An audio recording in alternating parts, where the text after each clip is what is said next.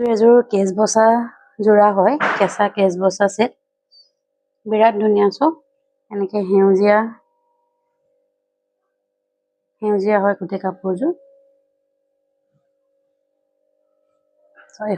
এখন মেখেলা আৰু লগতে ব্লাউজ পিচো আছে। ব্লাউজ পিচটোও বিৰাট ধুনীয়া, আপোনালোকে চাব পাৰিব। কাপোৰযোৰ হাতে বোৱা কাপোৰ হয়। এইযোৰ আপোনালোকে এইটো আপোনাৰ ব্লাউজ পিচ হয়, এটা পটি ব্লাউজ। আৰু এইটো আপোনাৰ মেখেলাখনৰ ডিজাইন।